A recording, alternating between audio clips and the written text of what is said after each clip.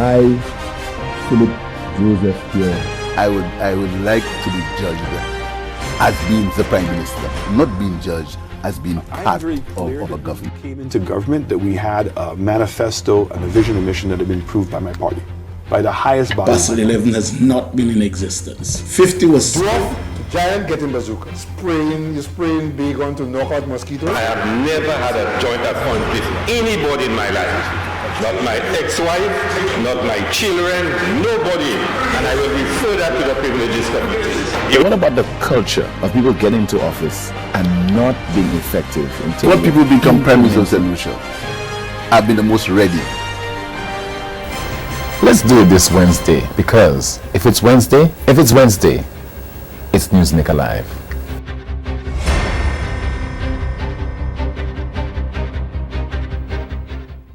This is one such occasion we'll be focusing on political developments in St. Lucia as we welcome you to another edition of Newsmaker Live right here on DBS Television. With me, Timothy Paulion. We go up until 10 o'clock this evening, at which time we conclude with the clip that peaked. We have yet another interesting guest on the broadcast. The individual is serving in the capacity of Officer for National Mobilization of the Opposition United Workers Party. Mrs. Nancy Charles is my guest. Good evening to you, ma'am. Welcome to the program. Good evening, team, and good evening to your viewers. Let me say thank you so much for giving me the opportunity to be here. It's been a while. I don't think I've been on your show. Maybe a good year and a few months. Yes, it's been a little while, but I am very, very happy to be here today. Good circumstances have brought me here, not bad ones. Okay. And I have a few friends who said to me, especially there's a young lady in Dennery team. She says to me, make sure I say hi. So hello to my young lady friend who's a teacher in Dennery. Let me say hello to all of you all around the island. We do have a Creole speaking audience who listens to you as well, team. So Temwedi Boswe Pututmun is our place ici also. Okay. Thank you so much for being my guest once again. Merci tout bonnement. One of the activities you have coming up before Sunday's William Peter Boulevard is on Thursday, and that is tomorrow. The National Council of the UWP will be meeting. To do what? The National Council is the highest decision-making body of the United Workers' Party outside of the National Convention. But they ratify mostly all the decisions of the National Executive. So who make up the National Council? So the National Council is made up of the executive members of the party, and every constituency branch has 3 members. So that includes the chairman of the constituency branch and 2 other members. And they collectively form the National Council of the UWP.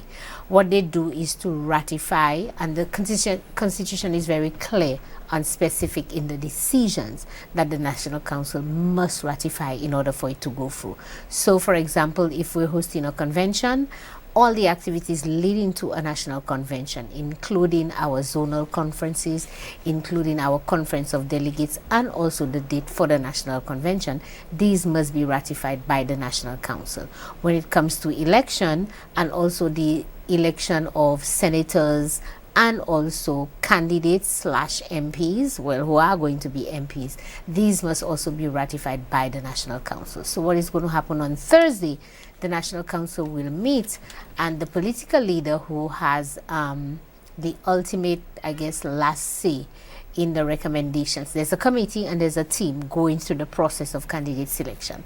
But the political leader in this instance will then present to the National Council the recommendations of that team as to who the potential candidates are for the various constituencies. In our case, we will not be recommending all the candidates, all 17 candidates, but we're going for a phased approach. And why are we doing that phased approach? Because we have some constituencies, once we open up the process, some constituencies were ahead of others. In some constituencies, and I do have to say, team, I am so proud. I have been affiliated with the United Workers' Party from 1997. I have been at the hierarchy of the party maybe from about 2011, since I ran as a candidate. This is the first time that I have seen so many persons apply, and in particular young persons apply to become candidates of the party. So as of today, and some constituencies still have not closed off their process. They're still ongoing, waiting for more persons to apply. We've had 31 persons apply to become candidates for the United Workers' Party. So it's no exaggeration. To what do you attribute this? I think it's a lot of things. But first and foremost, I do have to say is persons have had an opportunity to look at the vision of an Alan Chastanet government and Alan Chastanet as leader, and a Philip J. administration with Philip J. as leader. And I think a lot of people, when they wait and they look at it, we're into the 4th year of the St. Lucia Labour Party.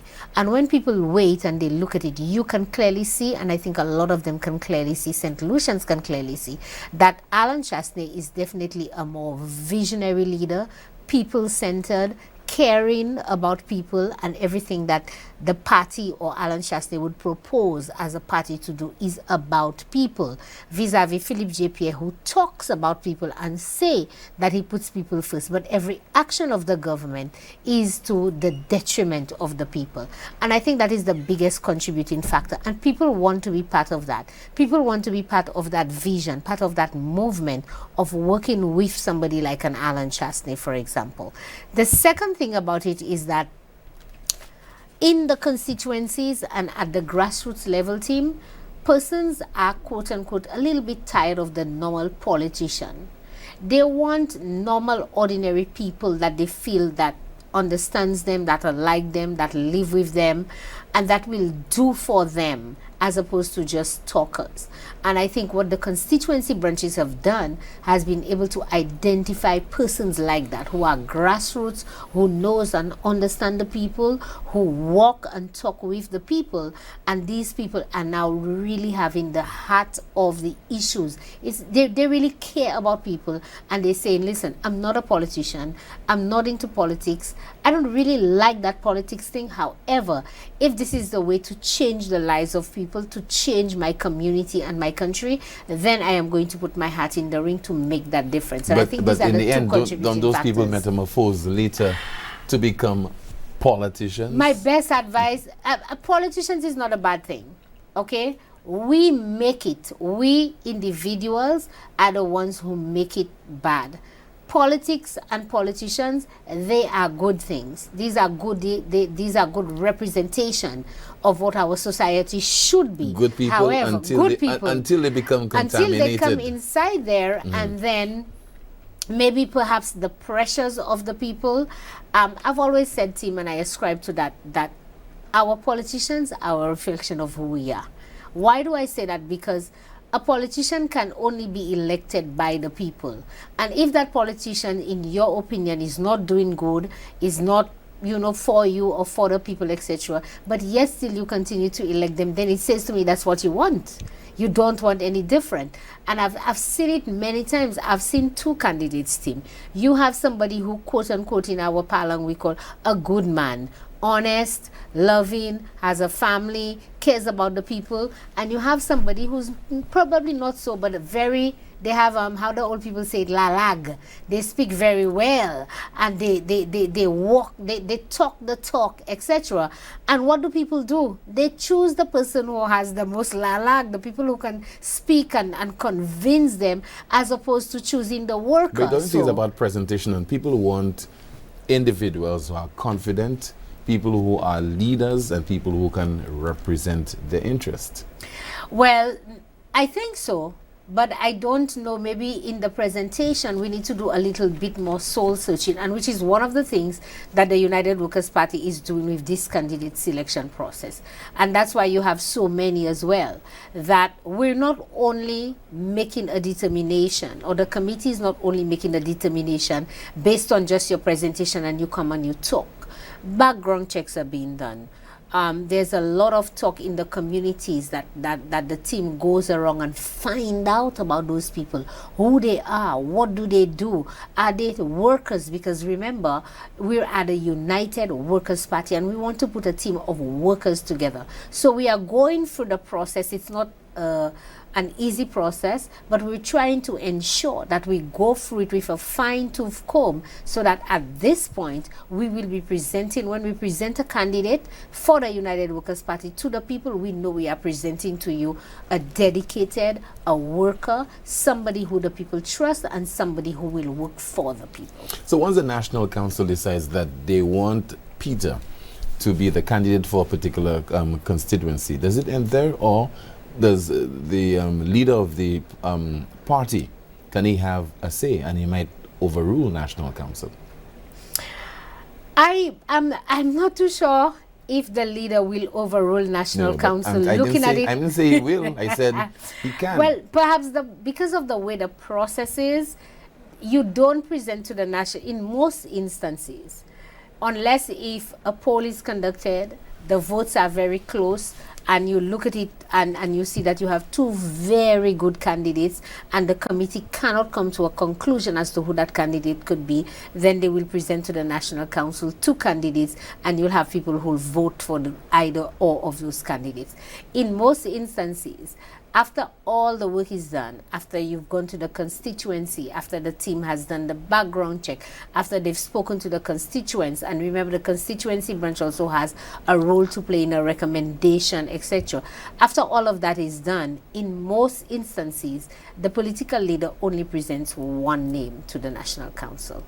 And so if he is presenting that particular name, I'm not too sure if there's an opportunity for him to now override and say, okay, I presented that name, but I don't want it anymore. Perhaps in the case of if two names are presented, then he may override the decision. But we haven't had that in a while. And I hope to God that we don't, because these things create a lot of unnecessary friction. So we have come to the conclusion as members of the National Executive and the Council, and even at the constituency branch, that once we've gone through the process, we will be accepting the decision of the National Council. It doesn't mean that everybody will be happy, team.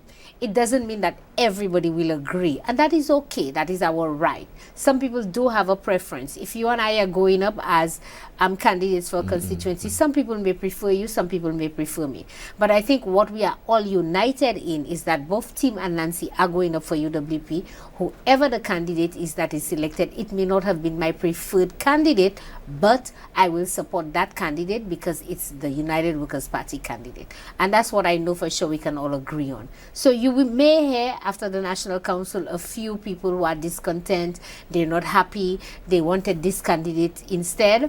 And it's okay, we'll give them a little time to go through that process, that healing process. But what I can guarantee you in the final analysis, everybody will come together and rally behind those candidates in support of the United Workers' Party. Do you have any kind of precondition whereby you say to the two candidates, whoever wins, the other person will support the winner, and they agree to it? They agree to it. As a matter of fact, what we do, we create this little thing that we get them to sign, some sort of a commitment. So once you've become a candidate and you've gone through the process and you're probably at the top tier, maybe if there were 3 or 4 and we selected the top 2, then we get everybody to sign up. In fact, I think it's every person who applies as well.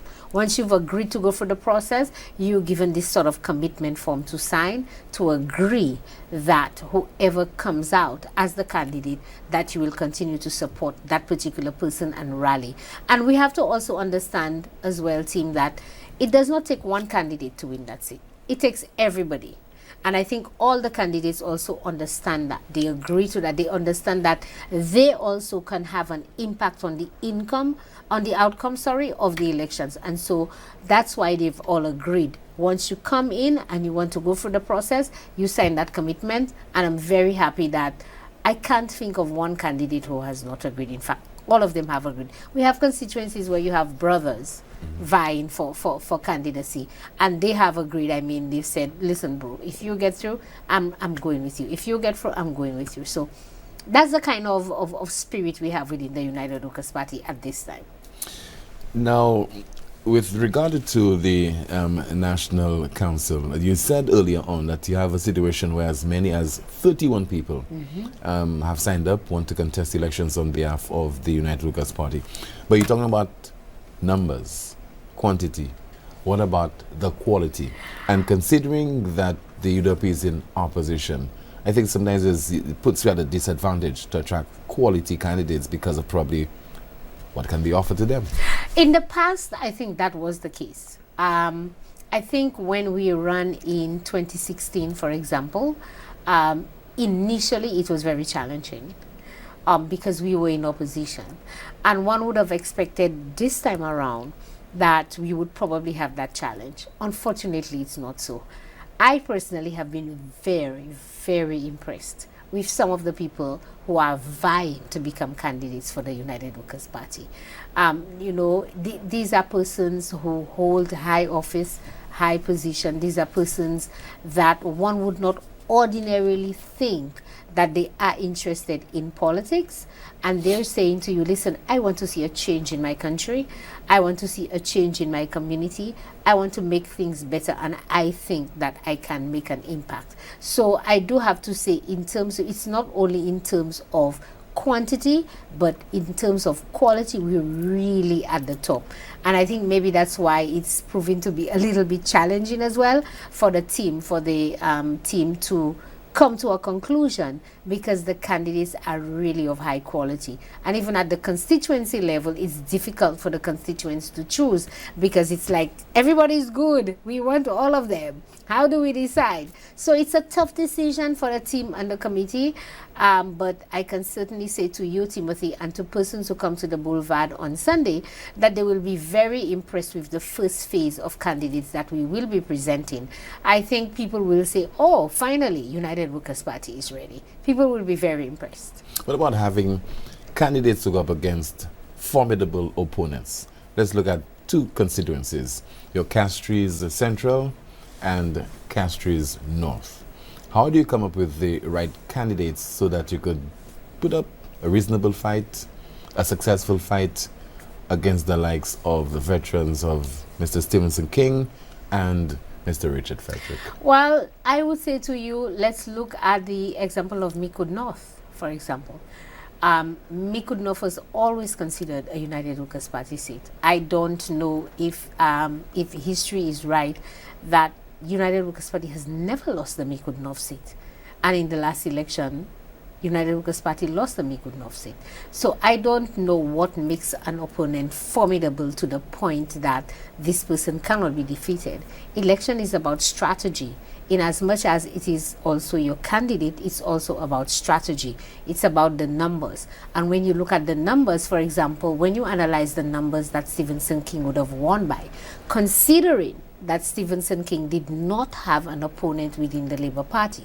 He was the de facto candidate for the St. Lucia Labour Party. Stevenson King did not amass any significant number of votes that you would have expected he would have amassed both the UWP and the Labour Party vote vis-a-vis a UWP candidate. So he's not formidable at all. It says to me that he was only able to amass perhaps a small number of votes from the Labour Party who didn't run a candidate, and still be able to keep some of the people who were very loyal to him. And because people were also very confused, what we have since seen, I can certainly tell you, is that from the last year and a half coming into now, a huge number of UWP supporters and faithful from the Castries North area has come back to the United Workers' Party. And they did say to us, well, we voted for Mr. King because Mr. King has done this for us, etc., etc. But there was a lot of loyalty to Mr. King because of UWP. But now that he serves in a Labour Party cabinet, and people have seen through the lies of Stevenson King, people have seen through that all of what Stevenson King said, he is now singing a different song. People cannot see any, he cannot substantiate any of the allegations he made with reference to, for example, Guy Joseph interfering in his ministry. He's still at that same ministry, and the ministry is still not performing. So, I mean, people can see through that, and persons have come back and said, we voted for Mr. King, but we are UWP people at heart. And so we were a bit confused, and they've come back. So I can certainly say to you that Stevenson King is not going to get a pass in this upcoming election, because the United Workers' Party is going to take back our supporters, our votes in that constituency. Additionally, in the Castries Central area as well, Richard Frederick, and you would have seen Sarah Flood Bobra won the seat very easily. She was not even the candidate throughout the process. You would recall we had somebody else, and then we brought Sarah in very late, and Sarah was able to amass the support of UWP supporters. And so we believe that if we get the right... The big issue, Mr. Charles, is that if she came in very late and she won, she had 5 years to prove herself to the people, then why she lost? Well, let me tell you something. There was a national swing, and I think everybody would agree there was a national swing. It didn't help that you had Richard Frederick for the 5 years who was spewing a lot of lies, a lot of propaganda. He had documents all over the place, and now all of a sudden that has changed. I think if you look at it, and you probably go on the ground, you speak to people, a lot of people don't believe anything Richard Frederick says anymore, because people have seen through the bluff, people have seen through the fluff, and people recognize that this was and always has been a fight between Alan Chastanet and Richard Frederick. There's a lot of hatred for Alan Chastanet by Richard Frederick, and people are just not subscribing to that anymore. So when you go on the ground, it's a different story. I can certainly tell you that. But in terms of the two candidates I made reference to, you spoke about strategy, but those are wily and cunning individuals you're talking about. I don't underestimate anybody from the St. Lucia Labour Party. So I wouldn't single out Stevenson King and Richard. I mean, I don't underestimate Philip J. Pierre. I don't underestimate Musa or Alva or Sean or these people. So all of them, we put all of them in the same category team. Again, like I said, it's candidate plus strategy. If you do your work, if you do your homework, and if you do what is right, I believe that we have a very good opportunity in winning back, especially some of the seats that we lost in the last election. We have a very good opportunity in winning back those seats. It is being suggested, I don't want to delve too much into it, but it's being suggested that genuine supporters of the United Workers' Party are biding their time, and in the hope that Alan Chastanet and Guy Joseph will lose the upcoming general election, and then new leadership will emerge to take over the helm of the UWP. Are you getting a sense that this is the case right now? I saw that story, Tim, and I'm laughing because somebody sent it to me, and I couldn't believe, well, to begin with, I couldn't believe the source. This is somebody who's not credible. This is somebody who has no relationship with anybody within the UWP. Notwithstanding, this individual said that he has quote-unquote spoken to persons within the United Workers' Party. There is 100% support by the stalwarts, by the members, the supporters, and people of this country nationally for Alan Chastanet as our political leader. We went through a process in our convention last year, and there was overwhelming support for both Dominic Fede and Guy Joseph as our deputy political leader.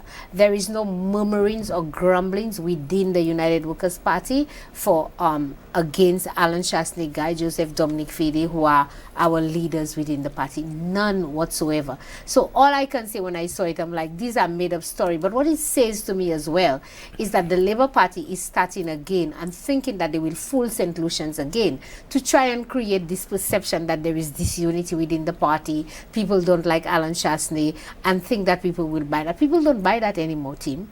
People see the unity within the United Workers' Party. People see that this is one party united in spirit and in thrust in terms of what we want to accomplish for this country. Are there persons who do not support Alan Chastanet who were supporters of the United Workers' Party? Yes.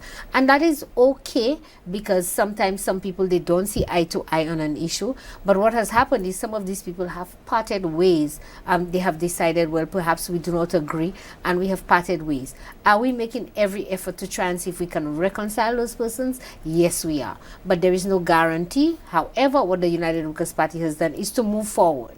Whilst you are moving forward, you try to reconcile some of those broken relationships and bring them back together, but we are moving forward. So in the current construct of the UWP, we have a lot of, if I can look at maybe one or two persons when I came into UWP who were stalwarts and considered to be at the hierarchy of the party, who probably are not there. But 99% of those persons still remain, still support Alan Chastanet, and still support the United Workers' Party. So there is no truth to that. There's no validity to that. And I just treat it as garbage.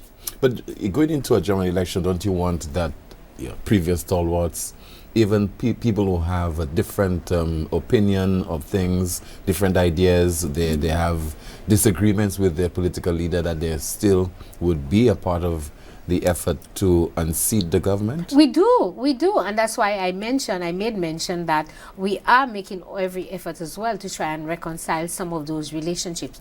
I don't know that, I don't have, how do you see that? I can't see the future, and I am really hoping, and we are also really hoping, we are making every effort to ensure that, elections and political organizations is about addition and multiplication, not subtraction and not division.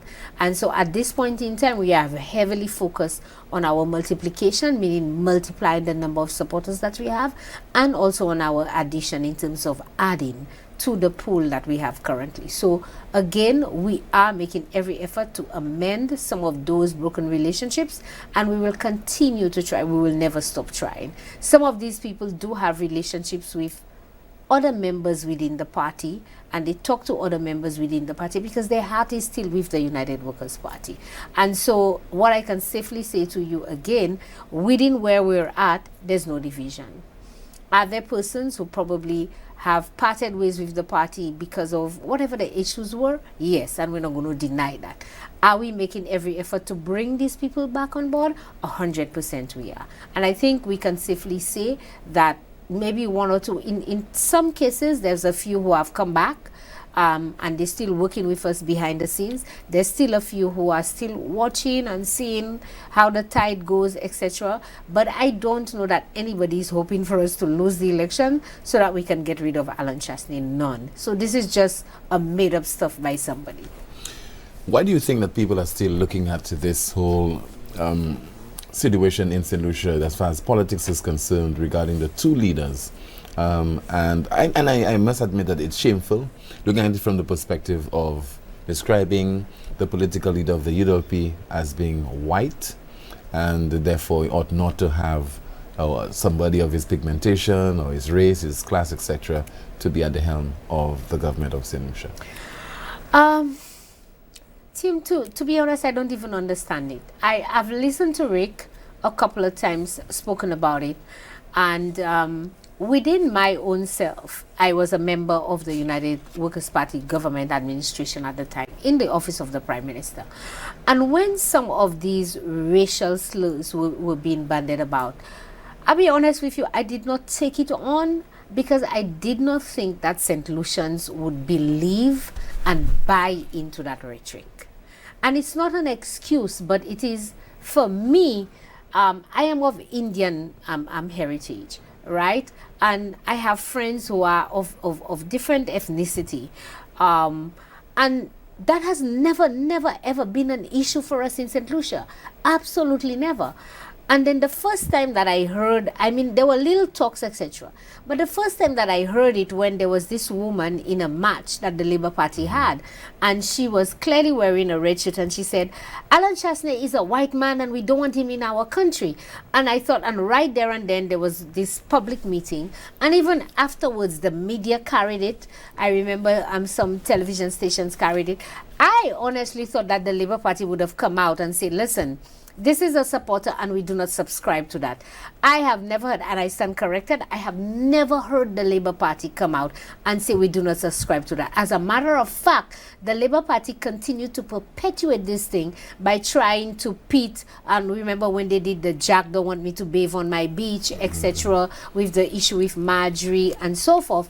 And then I slowly saw what St. Lucians would do in the name of politics. And I frame it that way because I don't think that majority of St. Lucians care about whether you're white, black, or whatever. But because of political reasons, because it suits the narrative, because they cannot find anything else to say about Alan Chastanet.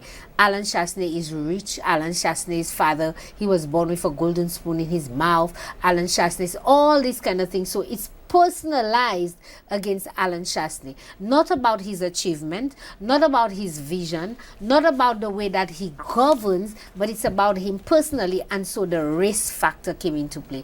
I think it's very shameful in 2024 that you have, I was in New York just a couple of weeks ago, we call it quote-unquote white man's country, right? You have tens of thousands of St. Lucians who are in New York, they're in Canada, they're in the UK. All these countries are considered to be white man country. And I don't understand why we in St. Lucia can be so narrow-minded and focused. And I think it's a shame, not on St. Lucians, you know, it's a shame on the St. Lucia Labour Party. It's a shame on a sitting Prime Minister. It's a shame on an MP like Richard Frederick, who continues to perpetuate it on his talk show. And nobody within the Labour Party, Timothy, nobody within the Labour Party comes out and say, we do not ascribe to this white and black thing. We do not ascribe to racism in our country. We don't like Alan Chastanet because he's our opponent in politics. But I don't even understand Why do you single out the St. Lucia Labour Party? Because it is coming only from the Labour Party. Agreed. Only. Agreed, but why do you expect that the St. Lucia Labour Party will come out and condemn it? Why not look for people who are on neutral ground? For example, the religious community. For example, the private sector interests, your Chamber of Commerce, various people in the NGO community coming out and speak out against this. I agree to it. I agree to that as well, Tim. But I think there's been occasions when certain things has been said on a UWP platform and we have come out afterwards. You remember the incident with Peter Josie and the statement he made? The United Workers' Party came right afterward. We issued a press statement and we spoke about it and said, we do not ascribe to this. It's unfortunate that statement was made, etc. And that is what is expected of a political organization if you do not ascribe to a particular point of view that is being made by your supporters. You can't control your supporters' team. You can't control what your supporters say. However, you can distance yourself from certain things that our supporters say. I'll give you an example. Many St. Lucians perhaps look at Donald Trump and they don't like Donald Trump. Why? Because they think he's a racist, he don't like black people, etc. But I say to St. Lucians, look at yourself in the mirror. How different are you to the same man that you are criticizing Donald Trump? When you do not come out and stand up like you say, when the chamber doesn't come out, when the priests and the pastors and these people don't come out, when the medical people don't, when civil society organizations don't come out and stand up and make a statement against this, you are exactly like this man Donald Trump that all of you seems to hate, because it's the same thing he's spewing and we're doing the same thing here. So how different are you? So when you want to speak about race and say this man, etc., let's take a look at ourselves in the mirror, team. It's uncalled for. Are people going to look at me and say, well, they don't like me because I'm a quote-unquote coolie, I'm Indian? And then how far do we take it? Then they're going to say, well, Tim is too black, we don't like him, and Nancy is a lighter complexion, we like her. How far do we want to take this? It's crazy. And so for me, it's not an excuse, like I said, but when it started coming out, I was like, I don't believe in 2023 and 2021 or 2020 we're going to ascribe to that. But it continued, and because you're a political organization, you have to be responsible, team. You must be responsible. And it's something that I am trying to ensure that I also hold the United Workers' Party to, that we have to be responsible. We have to distance ourselves from statements that are being made. If we do not ascribe to it, we have to come out immediately and say, we do not support this. Any regret that in the run-up to the last general election, there wasn't sufficient pushback on this whole race issue? A lot.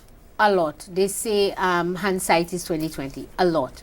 And again, that's why I'm saying, I think within us as a team, most of the team members felt that we're not going to take that on. Let's talk about the issues. Let's talk about the development of this country. Let's talk about something that matters. But what we didn't recognize, that the Labour Party ensured that race was what matters. And I can certainly tell you, Tim, as I go around in this country and continue to go around, I still hear people they can't say anything bad about Alan Chastanet, and they tell you, but he's a white man, and so it's still there. Can that cause you to lose the next general election? No, I don't think so, because I think majority of persons have understood that it plays no significance. And not only that, the Labour Party is doing so badly at managing this country that at this point in time, people are looking at the bread and butter issues. People are looking at the cost of living. People are looking at the fact that the price of every single thing in this country has gone up. People are looking at the policy decisions of this government that they have implemented that is not in the interest of people. People are looking at the scandals upon scandals. I mean, when we were in government, the Labour Party created scandal. And I'm hoping that maybe we can speak a little bit about the special prosecutor that has been appointed, and nothing to date. But in this current Labour Party, we have given you proof and evidence of scandal, evidence of perceived corruption within this government, and people are now looking at the issues. I can certainly tell you a huge percentage of the population don't care whether Philip Japier is black or white. Neither do they care if Alan Chastney is black or white. People are concerned about how they're going to survive. They're concerned about the management of this country, and they're concerned about the mistake they made in giving Philip Japier a chance to become Prime Minister, and he has made a disaster out of it. You're making reference there to corruption, but do you have an integrity Integrity in Public Life Act enacted in 1999? Why continue to talk about corruption, both from the perspective of the SLP and the UWP, but no one has been found wanting, no one has been arrested, no one has been charged, no one has been put behind bars? In terms of the relevance, in terms of credibility, do you think that any politician can accuse another one of being corrupt in St. Lucia, whether they are from the side of the UWP or the SLP?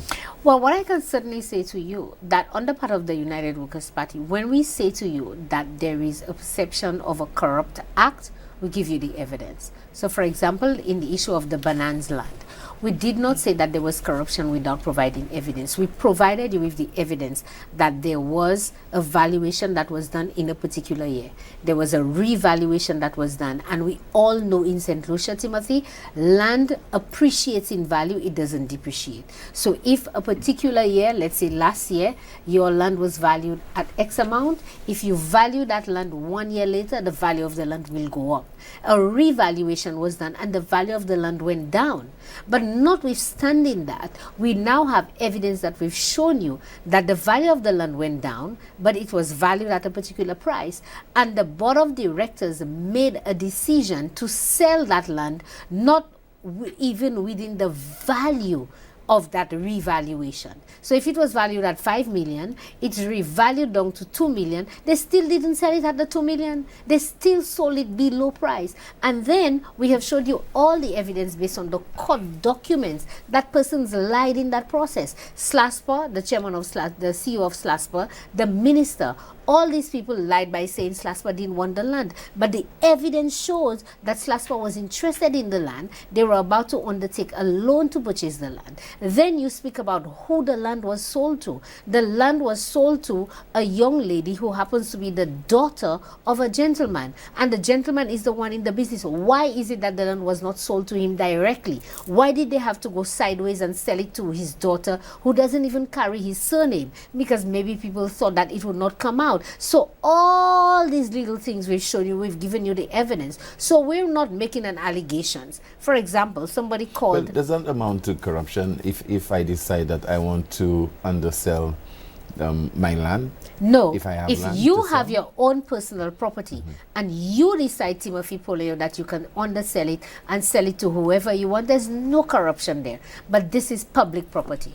And there are processes and procedures that has to go through when it comes to public property. Why is it that the land was not put out to tender? Why is it that nobody else knew the land was available for sale? So there are processes that you have to go through. And that's why we make these allegations, because if they had followed due process, nobody would have queried it. If due process was followed, then we would have said that they followed, but then no due process was followed. So yes, you can do what you want with your property, but we cannot do what we want with public property. Yeah, but we have to be held accountable to a higher standard. That is a good point. But don't you think that we have to reach a level where, for example, as obtains in the United States and elsewhere, more developed jurisdictions, where if, for example, there are breaches in terms of your procedure, in terms of how you do certain things on behalf of the state, that you would be made to account? Where are the checks and balances as far as St. Lucia is concerned, instead of the naming and shaming, which has been happening for decades now? Well, there are checks and balances in place. I think as you say, the integrity in public life is there. The public service have checks and balances that is put in place. You have the Public Finance Act. You have all these that are in place for checks and balances. What you have is that you have politicians, and I say politicians in general. I'm not singling out any party. What you have is that politicians are using the undue influence to prevent those perhaps public servants from speaking out and showing that things are not being done properly. Now, in my opinion, I am hoping that when the United Workers' Party wins the next general election, we keep the special prosecutor. Because you see, perhaps we feel that the certain legislations that are already in place is not sufficient and you need a special person. We keep the special prosecutor and allow for there to be a proper investigation by the special prosecutor into all these acts of perceived corruption that we are speaking about, and then you will see what will happen.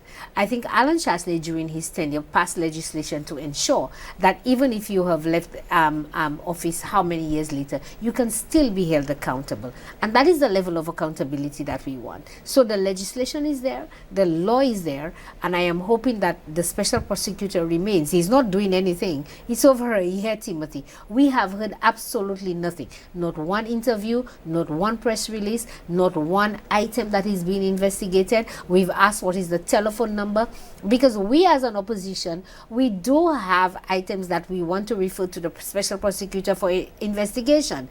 But I am told that his office is not ready. He doesn't have any staffing yet. I don't know why we continue to pay somebody over a year and nothing has been put in place to ensure that those checks and balances that you talk about can be put in place. But what gives you the impression, if come the next general election, the United Workers' Party wins, that there'll be a different mode of operation as far as dealing with whether it's alleged or actual acts of corruption? The United Workers' Party has made a commitment. One of the things that is new and different for us in moving forward. You would hear us speak about it all the time. You'd hear our leaders speak about it all the time. We have learned. There's value sometimes in losing an election. And what we have learned is that you can't be in opposition speaking about one thing, and when you get to government, you do something different. And that, I can tell you, is a very valuable lesson that we have learned as a team, as colleagues, and we intend the same principles and standards that we hold right now. We intend to hold those same principles and standards going into government. There has to be a change, team. There has to be a change. There has to be a change in how people view politics and politicians. And we are determined. Maybe we might not do it full 360, but we are determined that step by step by step, that we set the example as a reinvigorated party, that when we get into office, we set a different standard.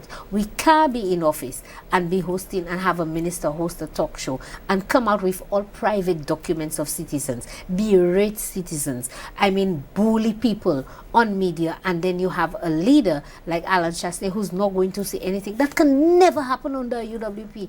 Absolutely never. So we are going to be different. Crime. This is a bugbear. This is the elephant in the room. How does the United Workers' Party propose to deal with this problem when, for example, we're hearing the Prime Minister of St. Lucia describing it as a crime pandemic? And the Prime Minister, Dr. Keith Rowley of Trinidad and Tobago, is also making reference to what is happening in the other islands. Likewise, his counterpart over in Barbados, Mia Motley. So basically, crime is a challenge for most territories in the region. How can the United Workers' Party deal with this problem if it gets into office? Well, it has to deal with it because it has been speaking about it for quite some time. United Workers' Party, certainly what I can tell you, one of the ways they will not deal with it is not by throwing their hands in the air and say, I give up. And if anybody has any suggestions to tell me what to do, I can certainly tell you that whoever our leader is going to be in terms of our crime fighting effort, whoever the minister is going to be, will never be allowed to come on national television and say, I give up, I don't know what to do, if you have any suggestions or ideas. We will certainly ensure that we're not going to put in a commissioner for 6 months to say that we are serious about crime fighting and bring in a commissioner of police for 6 months. The United Workers' Party has a history of some of the things when we recognize that crime, because when we got into office, there's always been crime, but we recognized that there was an uptick and we started putting things in place. So, for example, let's look at the dogs thing. We decided, when you look at it holistically, we recognize one of the reasons that you had so much shooting happening in this country is because you had an influx of illegal weapons, right? So we decided to track what's the source of those illegal weapons. And the source of those illegal weapons were that you had borders that were more or less very porous. People can come in at any port. You also had our ports of entry in this country. And so what did we do? We put in those X-ray machines at those ports of entry so you could be able to screen the barrels, the bags, and these things that were coming in. What happened? The X-ray machines are down. When we also recognized that, okay, let's use new strategies. We brought in the canine dogs, and we had a team of dogs. And the former commissioner gave you the figures and the numbers in terms of the number of raids, the number of weapons that were recovered as a result of those dogs. And what did the Labour Party do? As soon as they came in, they attacked the owner of the dogs, who's perceived in their mind to be a supporter of UWP, and made everybody believe that it was $40,000 was too much to care for the dogs, the owners, the food, and everything else. And they make a big issue out of it. You understand? And they did away with the dogs.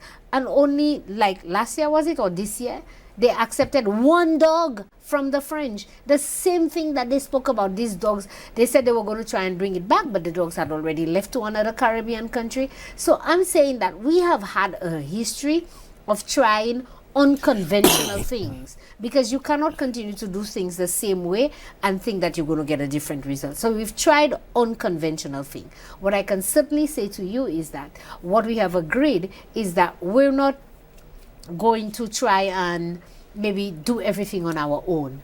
What is it that our other partners in the region is doing that is helping them?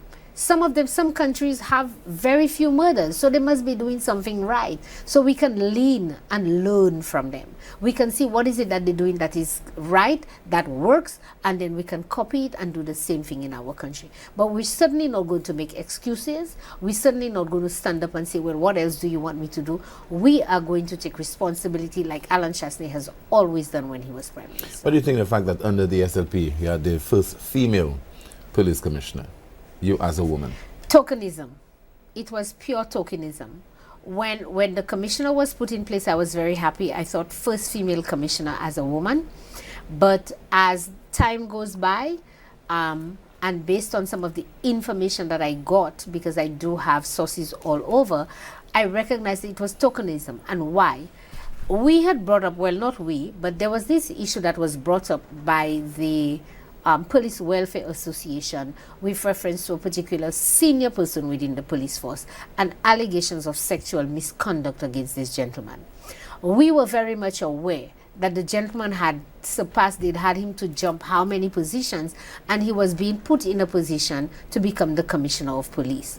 Now, once the Police Welfare Office had made those allegations and written those letters, then you had a little stopgap, and then the Labour Party decided, okay, this thing is coming up, let's see where this goes. But in the meantime, what do? We still want him to be in the background, turning the wheels and doing everything that he needs to do. So who or what can we do? And so they put a woman there to say, oh, we have the first woman commissioner of police, etc. But it was still these people who were turning the wheels behind the scene. And that's why I call it tokenism. And so we kept on the pressure. I personally kept on the pressure, and I didn't want to do it because I didn't want it to seem political. But I felt that as a woman, a mother, an aunt, I have daughters, I have friends who are women. An issue of sexual misconduct, which may include issues of rape, these are serious issues impacting women. And I would not have felt comfortable if I didn't continue on that issue. And so at the end of the day, I was very, very disappointed, and I say was, I was very disappointed because I expected a lot more from our first female commissioner. However, I do have to say when she left us with a parting gift, which I can say thank you to her for, in that she ensured, she allowed for there to be an investigation into those allegations, which we have now heard that this gentleman has been brought in for questioning. There are allegations of one allegation of rape and a few allegations of sexual misconduct. I am very happy for that. All I've been asking for is the investigation and allow the process to go through. If it comes out the gentleman is innocent, I have no issues with that. But I will be satisfied that there was a proper investigation done into this matter and that everybody can now see whether he was guilty or not guilty. That's all we had always asked for. We have a new police commissioner to serve for 6 months. And generally speaking about the Royal St. Lucia Police Force, I know that might not be within your jurisdiction, you might not be National Security Minister, etc. But the fact that the Royal St. Lucia Police Force seems politicized, infiltrated by politicians in terms of influencing decisions taken by the police. We have no evidence of this, but this is something we're not hearing only now, although it's rife, but we've been hearing for a very long time now. How does a government try to implement positive change within an institution like the Royal St. Lucia Police Force without politicizing it? Well, there's a process.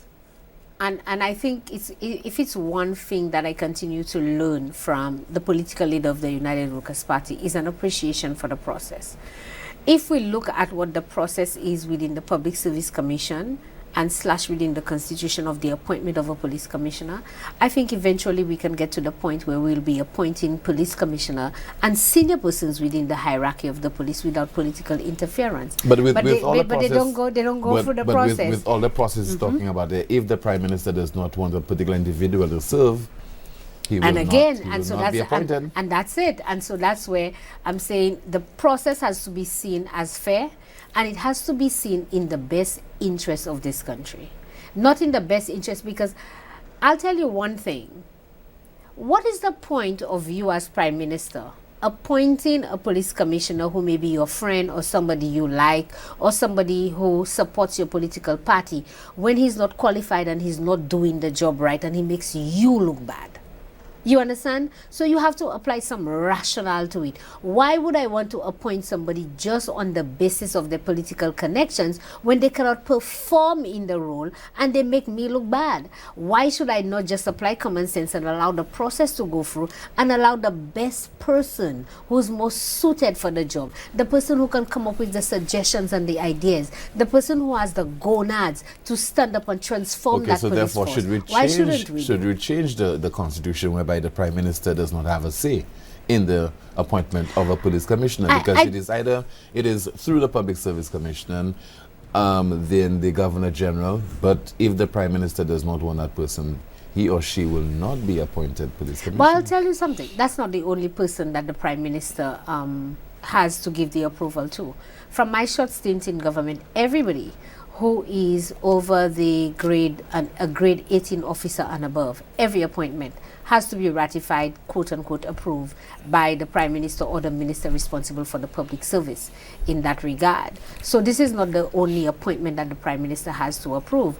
I think what it has to be is that if the Constitution calls for it, the Prime Minister has to be objective in the recommendation that is being made to him. And so at the end of the day, if he is satisfied that there is a fair and proper process within the Public Service Commission to go through to appoint that particular person, once he's satisfied with that and he's objective in his dealings and speaking and ensuring that that process was done properly, I don't know why he should not approve.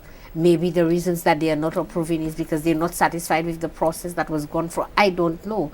I've not been involved at that level. But all I'm saying is there's a process. And I think if we allow for there to be a fair and objective process to take place in the appointment, eventually we will get a commissioner or police commissioner who's non-partisan, quote unquote, who will not be doing the bidding of politicians, but will be doing what is right by this country and by the police force. But to be fair, we have no evidence of our police commissioners being influenced by any politician. But I'll tell you something. Why is it that we make those type of assertions? And I'll go back to the appointment. If crime is so serious, Tim, and if it is important to the current administration, you had a police commissioner who left office, and you want to send a strong statement to your police force to say, listen, I need to give you the tools that you need, and the tools that you need is a good leader as well.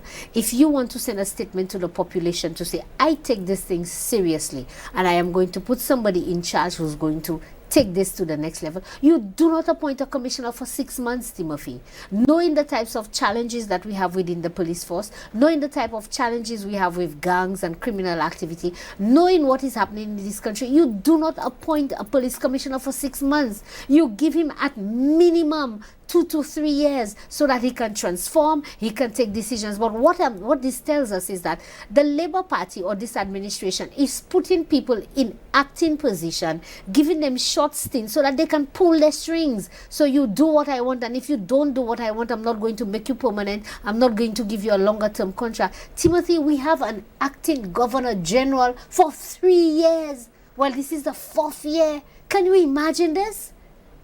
We have had an acting Governor General for the last 3 years and into the 4th year of the Labour Party, pulling people's strings. So what are you saying? That this man is not qualified to become Governor General? Then take him out and put somebody else. So why do you think people make those statements? It's because those type of policy decisions. 6 months, so you're saying to him, if you don't do what I want for the next 6 months, then I'm not going to give you a longer term contract. I'm not going to renew your contract, etc. That is pulling people's string, and that is unfair. That is very political and unfair. Before we take the calls, what's happening on Sunday on the William Peter Boulevard? On Sunday on the William Peter Boulevard, the United Workers' Party is going to present, as I said, our candidates, or the first phase of our candidates. How many new candidates you'll expect to present? I don't want to let the cat out of the bag, team. That's a smart way.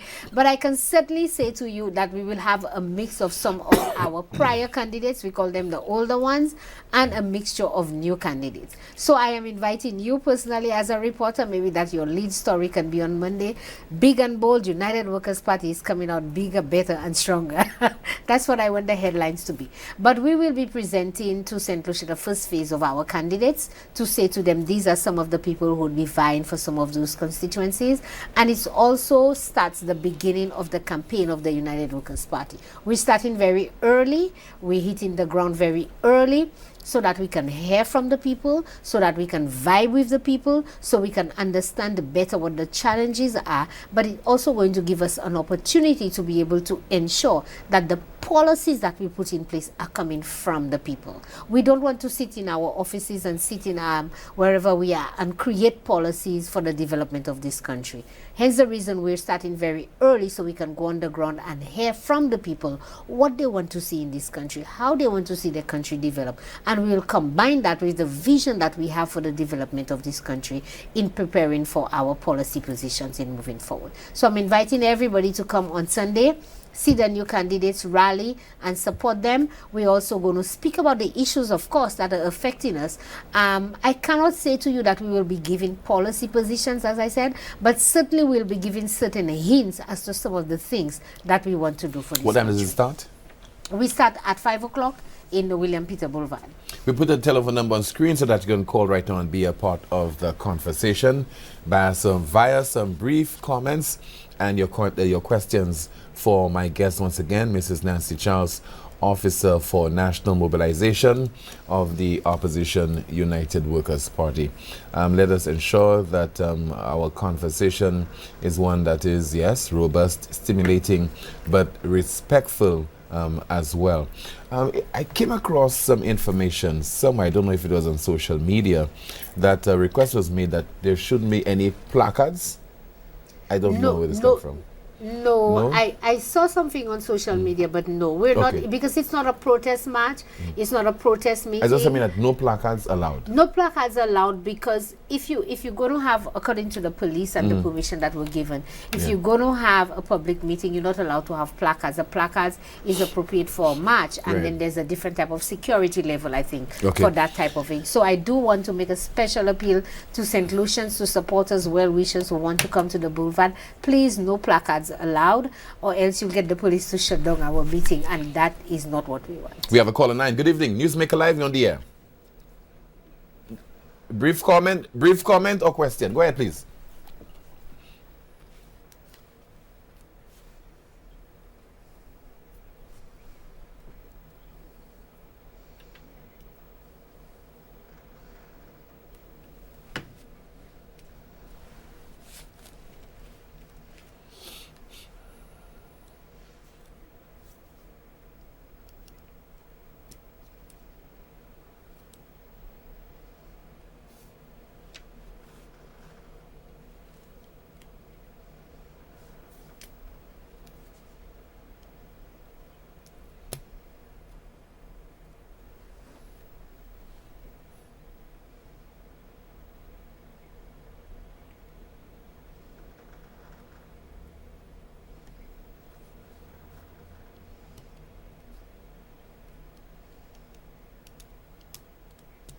All right. Can I? Yes, go ahead.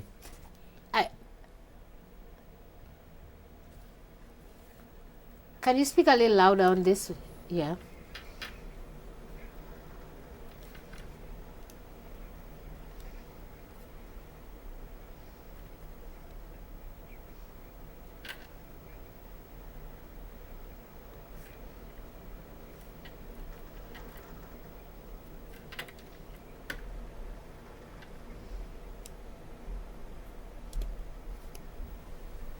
All right, thanks a lot.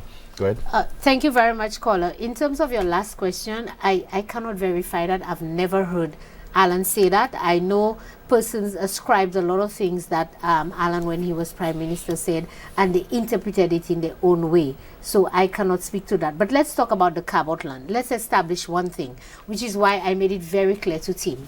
The Cabot land was never government land. The Cabot land did not belong to the government of St. Lucia. It didn't belong to the people of St. Lucia.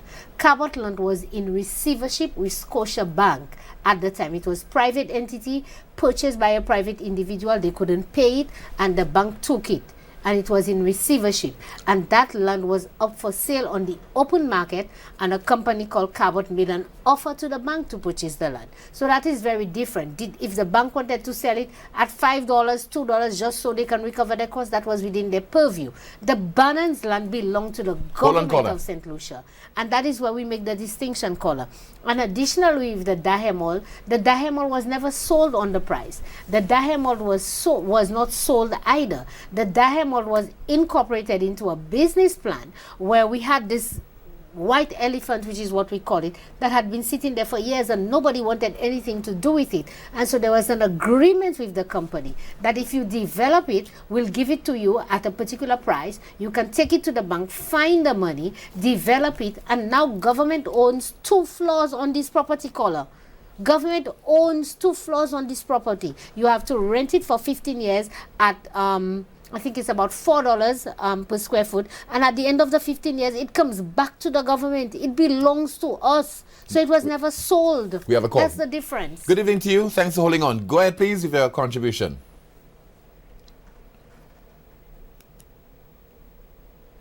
Caller, I can't hear you too clearly, please. I can't hear you. Maybe you have to speak directly into your phone. Let me hear you better. Yeah, I will try to listen to what you're saying, but go ahead.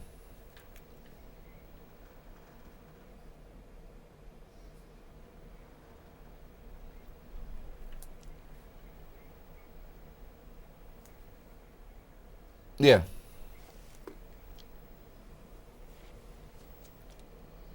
Go ahead, please, caller.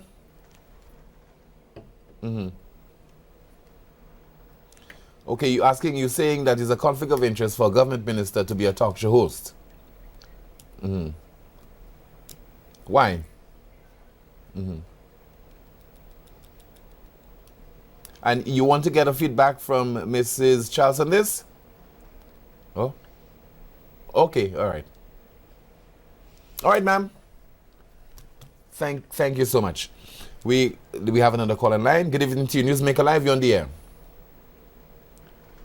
Hi, good evening to you, caller. Tim, people say they're not hearing the calls. They're not hearing the callers? I'm getting messages that Okay, people are well, not maybe hearing on the callers. Facebook, I don't know. But my technical people will work on it. Yes, go ahead, please, caller. Hello? Okay, the call is not coming through. Let's await some more calls. Good evening, Newsmaker Live, you're on the air. Hi, good evening to you, caller. Good evening. I'm not the host, I'm the guest.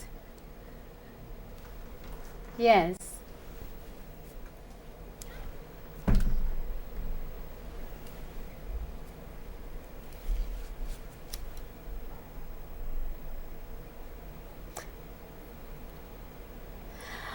I grew up in a small community of Greece, and I have always been one who's been involved in community development, community activities, etc. I've served in various capacities within the community. After years of doing that, I recognized that a lot of persons needed assistance in just basic things, getting help in accessing certain information, accessing certain institutions. But I also saw that we had been represented by a particular party for over 20-something years, and there was very little development, and I thought there was a lot more that I could do Okay, hold and on, contribute. hold So that point. that's why I Let got me involved. instruct my producer that, again, no sound. Okay, so the folks are not hearing the calls. Let me say that to my producer. People are insisting that they are not hearing the call, so we should try to rectify this. But go ahead. Right, and so that was one of the main reasons. There were other reasons, but that was one of the main reasons that I decided to get involved in politics, to try and make a difference in the life of people and to help people. Yes, caller.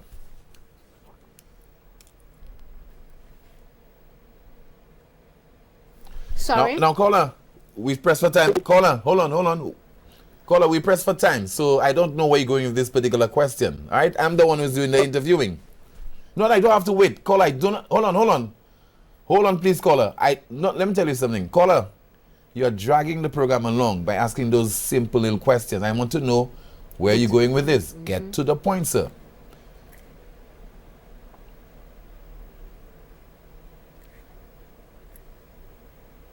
Okay, I want to go ahead. I want to ask her.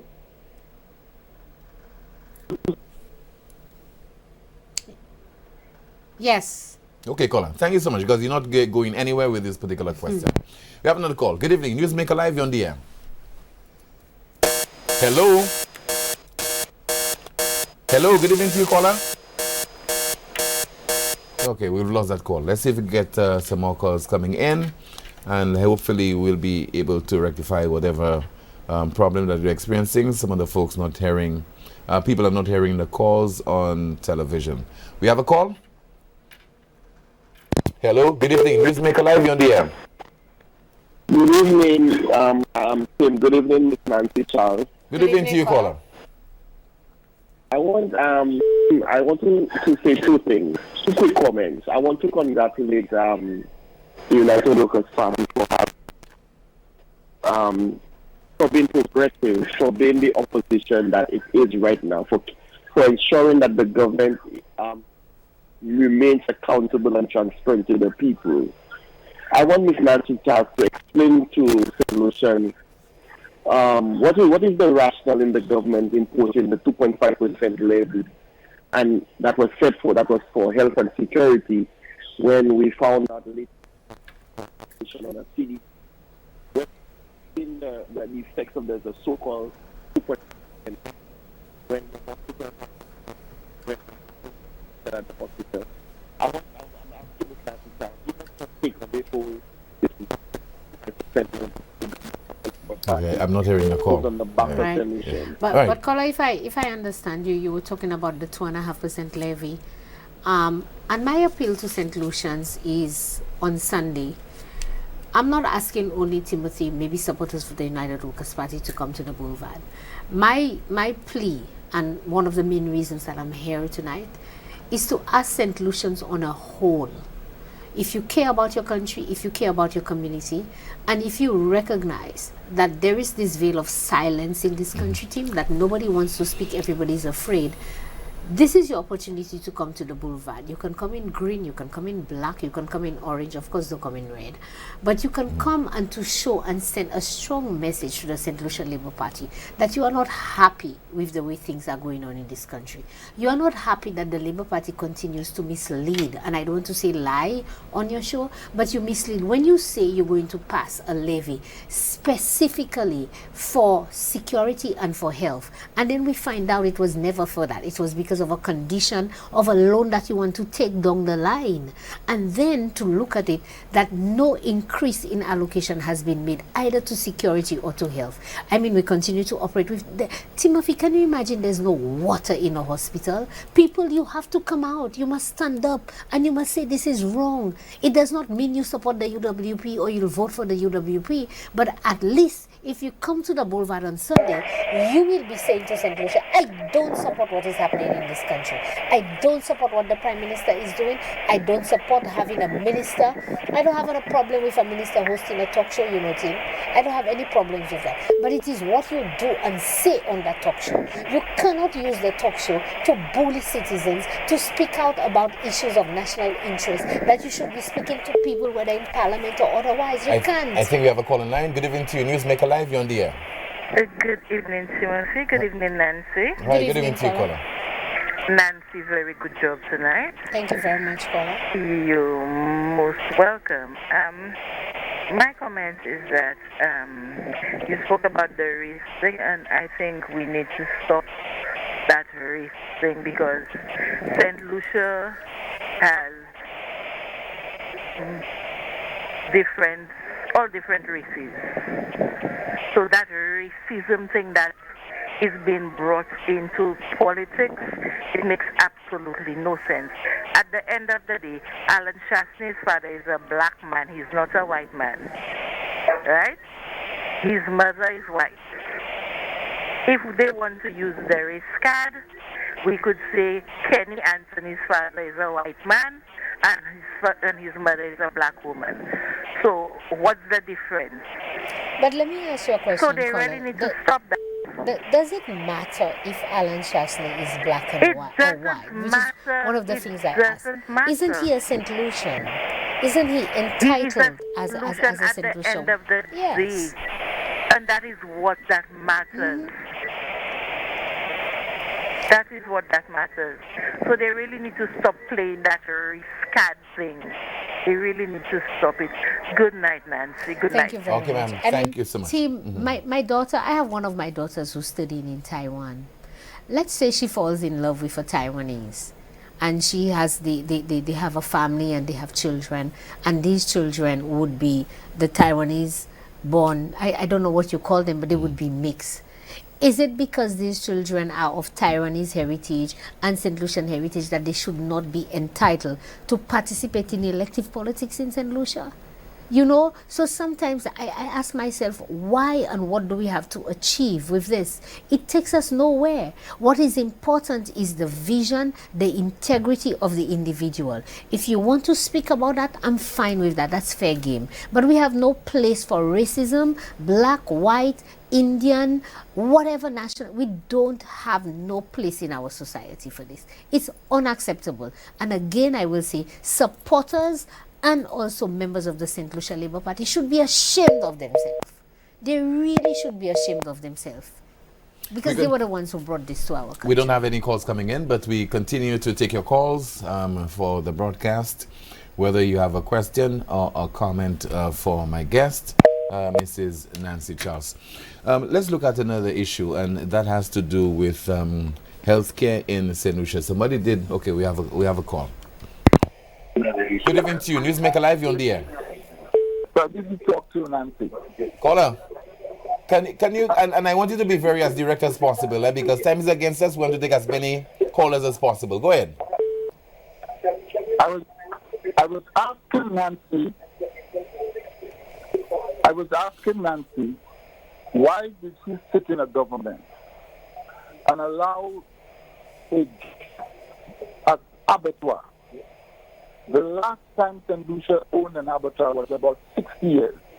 It was situated where the marketing board is. For you to allow and deprive St. Lucians of an abattoir which is badly needed, which an abattoir that will be making bacon, ham, sausage, and other things, to be shut as a gift, fully equipped, knowing the problem that farmers have to slaughter, to transport, and to move about. Why did you allow that? Also, I want to ask you, the racetrack, who financed the racetrack? Wasn't it K.O. Akin that was given passports to be sold? He used the young girl that represented St. Lucia as Miss World or Miss Universe to promote the sales of passports. Dr. Mandesi, I have to stop you. I do have to stop you. Because you know, hold on. I listen to you. I'll stop you when it comes to the passport. You know for a fact, Ernest Hille knows for a fact, hold on, the Prime Minister knows for a fact that Theo Akin was not or has not sold one passport in St. Lucia. Not one. He applied and he applied under one of his companies. They applied to become an approved developer, but that application was made after the racetrack was done. And there is absolutely no evidence. Hold on. Dr. Mandesi, can you just listen, please? Give me a minute. Dr. Give me a Mandesi, minute. hold on. Dr. Mandesi, I've heard you have called other talk shows. You have raised that same issue. And you have... Hold on, please. Hold on, please. And you are... I don't want you to answer questions. Okay, caller. I have no time for this. But anyway, Tim, just give me an opportunity. Yeah, and this is something, again, Dr. Mandesi is saying that, but if you recognize, and I want St. Lucians to recognize, up to a day like today, neither Ernest Hille nor the Prime Minister has made that allegations because they know better. They know that there is no evidence. St. Lucia, Mr. Theo Akin has never sold not one St. Lucian passport for any of his projects. The racetrack was fully financed, paid for, over $15 million by Theo Akin, his money and his investors' money. St. Lucia has not put one dime, not one dime of the public's money into any of Theo Akin's project. The project was going to be financed, the track was always going to be financed by Theo Akin. He did apply, Timothy, to become an approved developer under the CIP. He got his application approved, but he never went through the process of advertising or selling any passport. We had COVID, the government changed, and up to a day like today, the gentleman has never sold the passport in St. Lucia. So I want Dr. Mandesi and the zealots of the St. Lucia Labour Party to stop perpetuating that lie. Dr. Mandesi, you are a minister of government. Conduct yourself as such. You shouldn't be spewing this kind of garbage to get people to believe this. This is crazy. Another call. Good evening. Newsmaker Live, you're on the air. Dr. Mandesi is broke and eating. Okay, caller. Thank you so much. We're not getting to the Mapui. Another call. Good evening. Newsmaker Live, you're on the air. Yes. Good evening, Mr. Timothy, and good evening to your guest. Good evening to you, caller. Good evening. Okay. First of all, Timothy, I am very sad that in an era where we are supposed to be a thriving and developing nation, we have the race issue being a factor. And, it is very sad that a prominent St. Lucian son who is doing his own thing and has helped our country in through that. It is very, very sad. And I am ashamed of just the racism aspect of this thing. And I'm hoping that, as we develop, Timothy, this kind of foolishness will not continue in our country. Secondly, the bread and butter issues of the country, since the cost of living has gone high. And we are looking at what is happening in close territories, especially Matane, riots. People are actually going out on the street and protesting. Timothy, I am sad because the Chamber of Commerce knows better. They know better. I am sad when our medical fraternity and the executive of the medical fraternity came out to explain.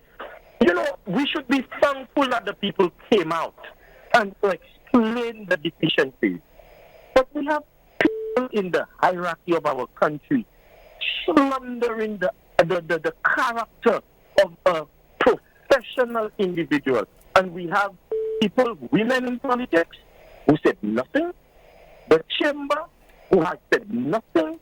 They have other organizations who have said absolutely nothing. And Timothy, it is a very sad state in our country. And I am sometimes not even, proud, to really be part of this kind of thing. But tonight, I want to say that I'm hearing something good is going to happen on the 29th. And believe you me, I want to see candidates that are of substance. Because I am going to be very critical in this coming election. If they are not of substance, nobody can get in my vote, Timothy. And I make that public. Because I believe we need to develop that caliber of person that we can hold accountable, number one, and also people that can represent our country and to take us from into the next step. Thank you, Timothy. Thank you so much. What's you? Well, I agree with the caller, and that is why we're making every effort to ensure that we can give them candidates that are of the highest standard. St. Lucians deserve better. We have a call. Good evening, Newsmaker Live. Okay, we've lost this call. Let's see if we can wait, get another call. Good evening, you're on the air. Hello? Yes. Good evening, Timothy. Yes, good evening to you, caller. Good evening, Nancy. Good evening. Good evening, caller. Yes, this is your humble servant, Nancy Peter Chico. Oh, hi, Mr. Chico. How are you? I'm good, thanks. Okay, I just wanted to inform you. When I tuned on to the program, I heard you and Timothy speaking on the special prosecutors. Timothy also did mention the Integrity in Public Life Act. I just wanted to inform you that I, Peter Chico, have filed 5 complaints with both the Special Prosecutor and the Integrity Commission. Wonderful. That was filed last week. I have received acknowledgement of receipt from both of these agencies. As a matter, I heard you all mention that you all couldn't get the Special Prosecutor's office. I too could not find the Special Prosecutor's office, but eventually able to get my files to them. And they have actually issued me with an acknowledgement of receipt. So the Special Prosecutor, I am waiting patiently to hear what is going to happen with these 5 matters. And these 5 matters are in relation to the Bernard Hiller Rovergate scandal. Okay. So I'm waiting with bated breath to hear what is going to happen between the Special Prosecutor's office and the Integrity Commission's office, because something has to be done. I know when I was sitting as Controller of Customs, I operated within the framework of the Customs Act, and everything that was done was within the framework of the Act. What transpired in that matter, I could say it openly, in my view, that is total corruption. Mm-hmm. And all the 5 complaints, all the 5 individuals that I wrote the complaints about, know exactly what they will have to answer to by both of these agencies. I thank you and have a blessed night. You too. Thank you so much for calling. Thank you, caller. We await some of your calls. I think we can take at least 2 more calls before we conclude our broadcast. Good evening to you. Newsmaker Live, you're on the air. Hi, Jim. Hi, good evening to you, Rick. I just heard the gentleman talking about holding people accountable, and then I said to myself, well, how do you hold people accountable here? Who has been held accountable here for anything? I mean, we just talk those things year after year, election after election. Government goes into office and governments leave. The Integrity Commission is a joke. Nobody has been hauled before the Integrity Commission. There have been loads of names in the Gazette waiting for the DPP or whoever he or she might be. Nobody has ever been hauled to account. We know politicians come in broke as hell, and we see them looking like they're very rich soon after they come out of office, even after 1 term.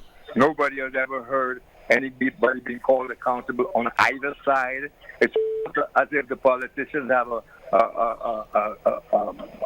silent agreement that they're going to go push so far on things, but no further. Our police force. How many murders do we have this weekend? How many homicides for this year?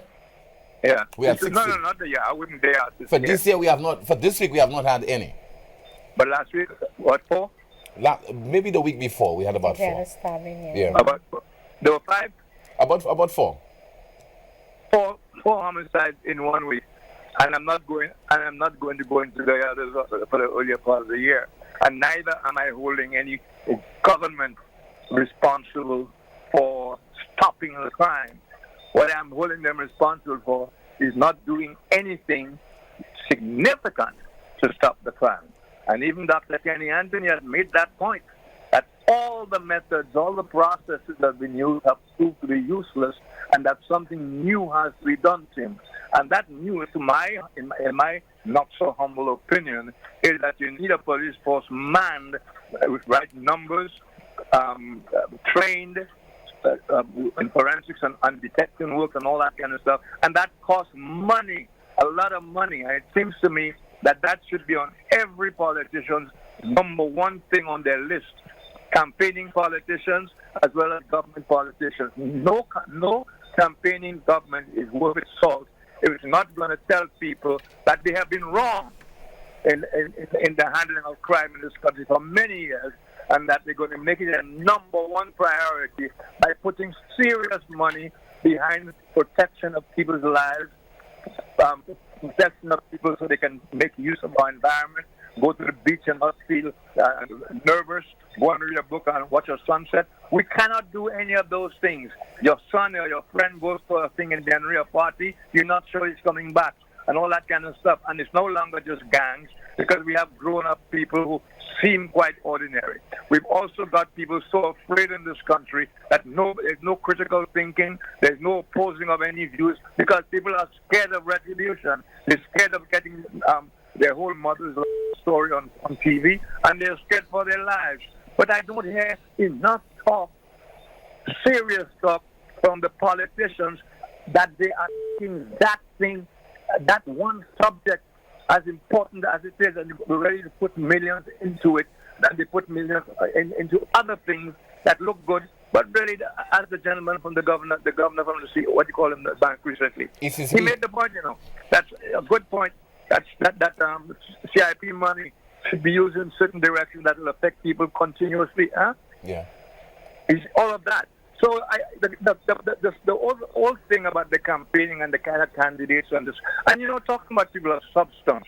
How do you determine people of substance in a week or month? And who are the people in Parliament now who fit the bill for people of substance? When what you hear for debates are the kind of rows you hear outside the market with drunken people. I mean, we have tolerated a lot of crap for too many years, and it's now at a level that seems beyond us.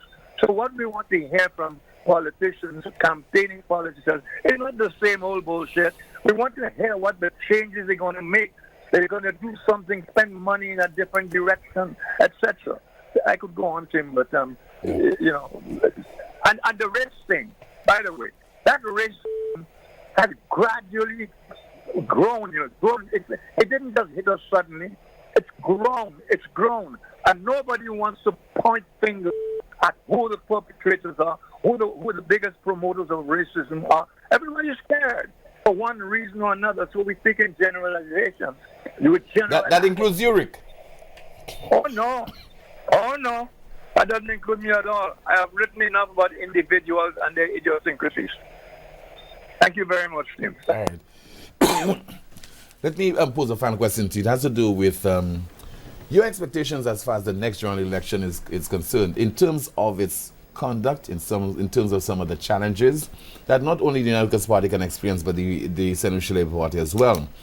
Global Index for Free and Fair Elections suffers biggest decline in 2023, and that is according to the International Institute for Democracy and Electoral Assistance. Some of the concerns would include disinformation and the use of artificial intelligence, the threat of foreign interference, and issues relating to voter registration. What are your concerns as far as those things are concerned? I think we as a party, we are concerned about both of them, actually. We have and I've worked elections in other jurisdiction within the OECS. I think St. Lucia has a very, very, very good process when it comes to ensuring that on election day this happens and the transparency, etc. But leading to that, I think the concerns of both artificial intelligence and foreign interference is also a very huge concern for us. And even when you look at what is happening within the CIP, for example, I got a voice note that is circulating that the Prime Minister of Dominica, for example, is going to be in St. Lucia on a particular talk show to try and influence St. Lucians in a particular direction with reference to CIP. And we do know that most of the persons who purchase our passport or who makes contribution towards acquiring citizenship for St. Lucians are foreigners. Persons have asked us the questions over and over again. Are those persons entitled to vote? And the law is very clear. They have to be here, I think, living here for 6 months or thereabout and stuff like that. But because of the magnitude of this problem, and because of perhaps the relationships that foreign governments may build with a particular political organization, there is a tendency for there to be foreign interference, a tendency for there to be either policies, they can for their policies influence with money and projects and things happening. So it is a concern for us, and especially with AI and the issue of disinformation, people are now very concerned, is this true or is this not true? So yes, these things can influence, and we are also very concerned. We're not too small to be influenced by it, for sure, Timothy. However, what we want to ensure at the end of the day is that we run a campaign that is clean, a campaign that is very clear, and we try as much as possible whenever this type of disinformation comes that we just nip it in the bud as early as possible. But we are also going to be I want to send a very strong message to the St. Lucia Labour Party that we will be monitoring the relationships with foreign governments, foreign entities, to ensure that there is a level of fairness and that there is limited, if any, interference by any foreign country or agencies into our political process. What about when, for example, the results are challenged and taken to the courts? It takes forever. I mean, there was, I think, was it the 2011 general election involving Babonneau and also Grosselet? Still pending. Yeah.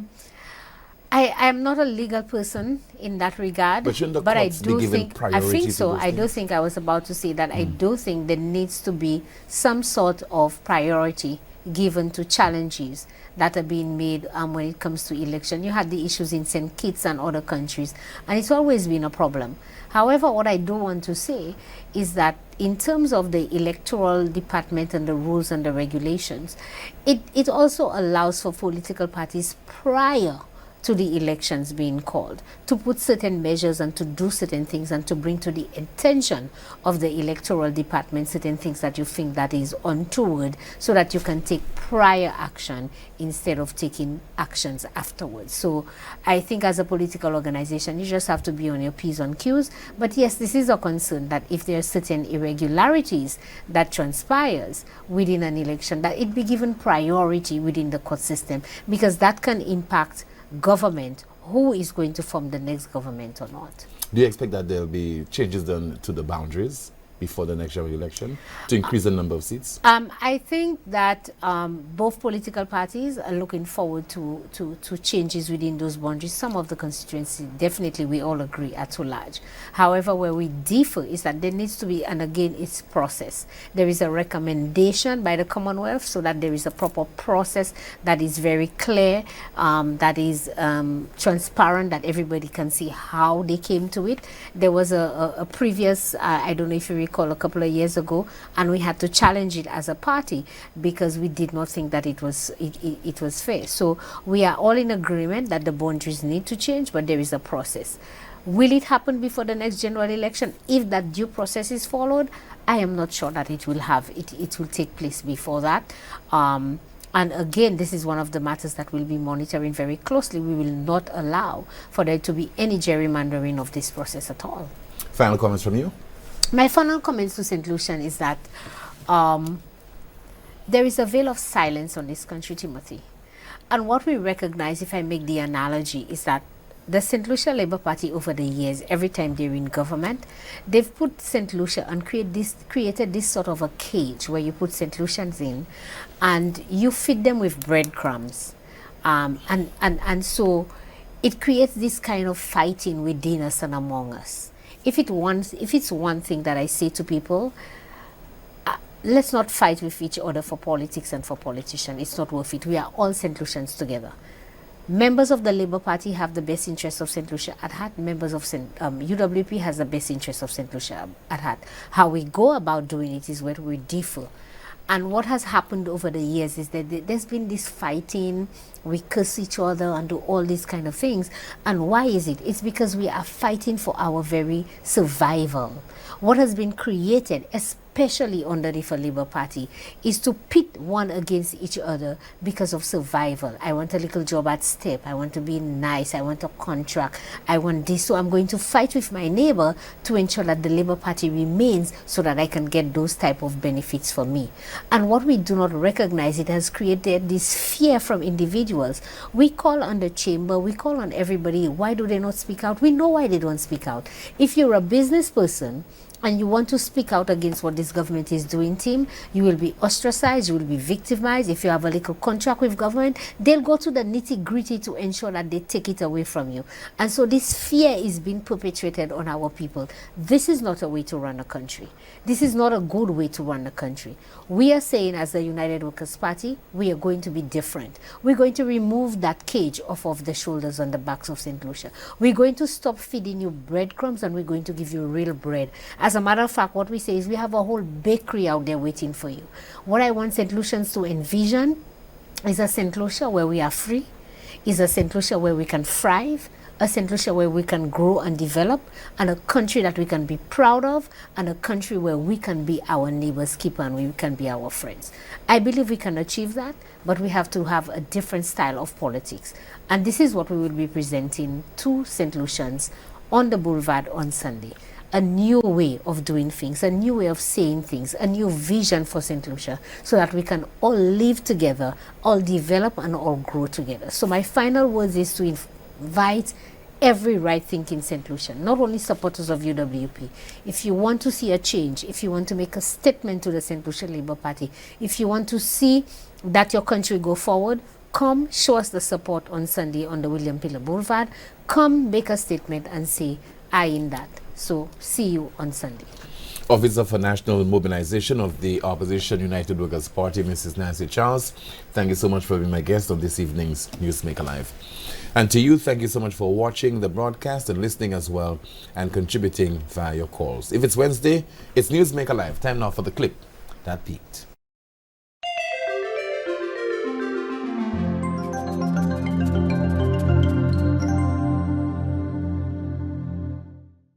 In Springfield, they're eating the dogs, they're eating the cats, they're eating the pets of the people that live there. They're eating the dogs, they're eating the cats, they're eating the pets of the people that live there. People of Springfield, please don't eat my cats. Why would you do that? Eat something else. People of Springfield, please don't eat my dog. Here's a catalog of other things to eat. They're eating the dogs. Whoa, whoa, whoa, whoa. They're eating the cats. Meow, meow, meow, meow. They're eating the pets of the people that live there. They're eating the dogs. Whoa, whoa, whoa, whoa. They're eating the cats. Meow, meow, meow, meow. They're eating the pets of the people that live there. They're eating the dogs.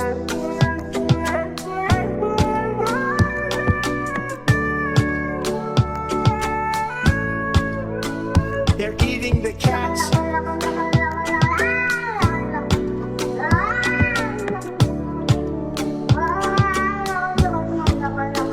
They're eating the dogs. Whoa, whoa, whoa, whoa. They're eating the cats. Meow, meow, meow, meow.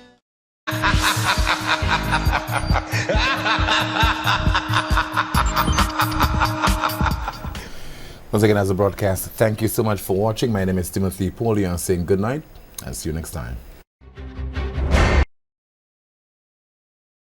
I, Philip Joseph here. I would like to be judged as being the Prime Minister, not being judged as being part of a government. Came into government that we had a manifesto and a vision and mission that had been approved by my party, by the highest body. Basel 11 has not been in existence.